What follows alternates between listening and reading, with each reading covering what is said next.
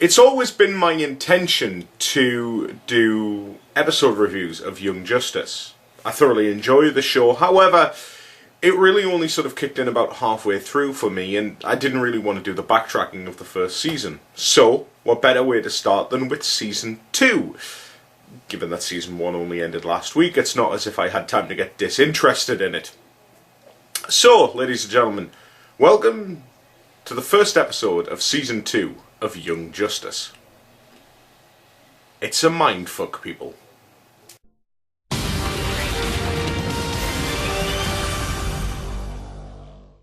So, the first episode of Young Justice is weird. Ladies and gentlemen, this is the second time I've actually recorded this video, simply because of the fact that the first time I recorded it was nothing more than, what? And then? And who? And then this person show? And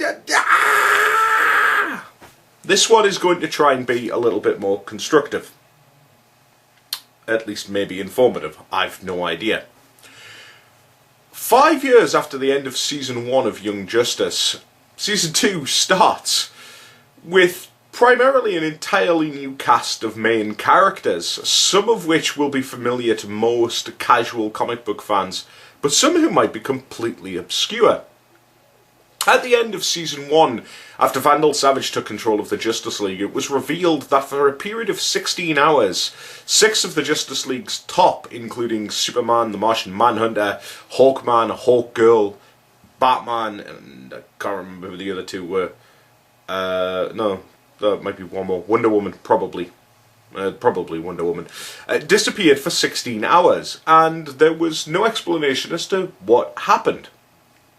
However, at the beginning of Season 2, we discover that there is an alien force on Earth called the Krolataeans. And these little buggers, little gnome-type guys, have ended up stealing technology.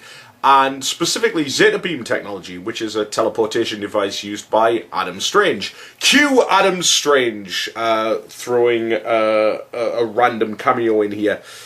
Going on about how he got Zeta beamed to Rann, and he was sent back with a device to track down the Krolataeans, because the Krolataeans have been kidnapping humans and, well, really just kidnapping them and replacing them for reasons that we have no idea. Oh, and by the way, did I mention that the reason how we found out that the Krolataeans were actually on Earth was because Lobo showed up out of nowhere and bounty hunted one of them off? Yeah. What's weird is that, well, most cartoons may use one particular character for, I don't know, one villain per episode. Young Justice seems to want to use 3 or 4. It's not necessarily a case that, well, put it this way, Lobo's in it for a scene. Gorgeous Godfrey's in it for a scene. We'll get on to this. Anyway, the team divide up, and it is the new Robin, Tim Drake, Lagoon Boy, and Jaime Reyes, the Blue Beetle, who stumble across the Krolataean lair. Needless to say, they fight the Krolataeans activate a self-destruct system. They save the hostages and get out just in time for the Justice League and Young Justice to arrive. Only then to have the episode end with Beast Boy, Beast Boy from the Teen Titans, Superboy, McGann, and Adam Strange heading off to Rann. And that really wraps up Season 2, Episode 1.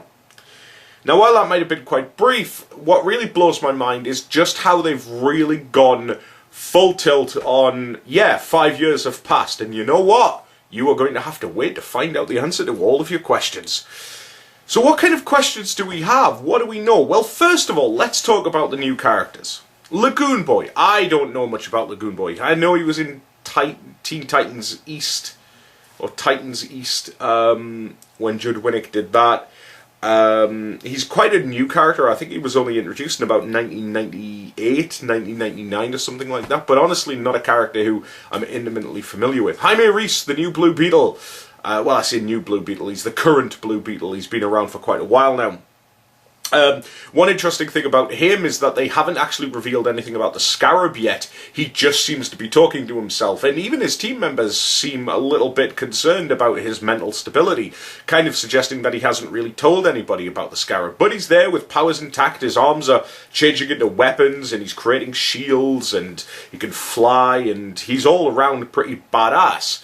And I like the way his armor retracts, so that's quite cool. Jaime's in there, and it's all damn good.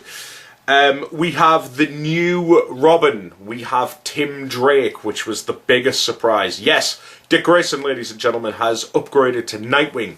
And one thing that's really interesting, if you remember back to the very first season of Young Justice, near the beginning of the episode, I think it might have been the second episode or something like that after the season opener, there was the debate as to who should actually lead the team.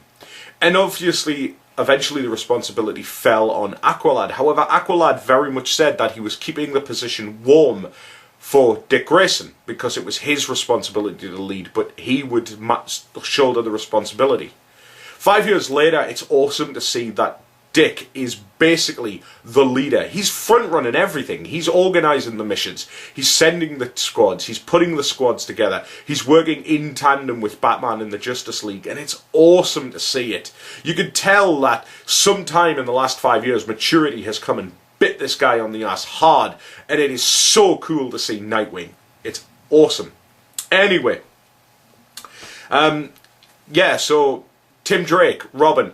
It's cool. He's now shouldering the responsibility of trying to lead a team, and it's great to see the relationship between him and Dick. I can't wait to see the episode with him, Dick, and Batman. I think that's going to be so cool, and loving the costume as well. The costume design is awesome. Who else have we got? We've got Beast Boy, Changeling. I don't know what they're calling him yet. He was obviously introduced in Season 1, but it's nice to see now that he's in there. And he seems to be playing sort of the comical effect. Nice to see that he's keeping the tradition of the trophies alive. If you remember back in Season 1, the Flash, or Kid Flash, would take trophies from every mission. Very good to see. Then we have two that absolutely blew my mind. Cassie, Wonder Girl, is in there, and so is Batgirl, Barbara Gordon. Outstanding, ladies and gentlemen. One thing that you may also have noticed as well, because it's fairly evident, is that Superboy and Ms. Martian are no longer together. Ms. Martian is now in a relationship with Lagoon Boy. And you can tell that this weighs pretty heavily on Connor, just in the one scene that we saw from him. However, what was really cool is the introduction of Cassie means that, ladies and gentlemen, you know, if you know your DC Comics, Cassie and Superboy, they were kind of the item, you know. So I'm hoping that that relationship blossoms. And who knows, maybe even a little Barbara Gordon, Dick Grayson going on. Some people, however, noticeable by their absence. Oh, just to point out as well, Rocket and Zatanna, now part of the Justice League. Oh, and we've also got the introduction of Bumblebee and Mal. It's not Cyborg, who I've heard a couple of people thinking it might be. It's not Cyborg, it's Mal from the Doom Patrol. I can't remember what his actual superhero name is, but they refer to him as Mal. Basically, him and Bumblebee are married, or were married prior to 52. He is quite a techie guy, but he can create portals and things like that. Though there's no real hint given as to if he has any powers or anything like that. But we got to see Bumblebee, and she's obviously just Wasp, basically. If you know Marvel Comics, it's Wasp. So we've got all of them. Yeah, it just wow. And then you throw in all of the bad guys. Lobo shows up, like I say, for a scene. We've got G. Gordon Godfrey, gorgeous Gordon Godfrey. If you're familiar with any of the Fourth World stuff, you've got to believe that Darkseid is behind some of this in some way, shape or form. It's amazing. They've jumped it 5 years ahead and have really left you with just these massive questions that I honestly can't wait to find the answer for, and it's got me so excited for the rest of this season. Not only that as well, but, you know, yes, it is literally following on from the end of the last episode, but 5 years have passed and there's so many questions to be answered. So, is it a good starting point? You're damn right it is. Young Justice has been awesome in Season 1. It's looking to not slow down at all in Season 2. Bring it on.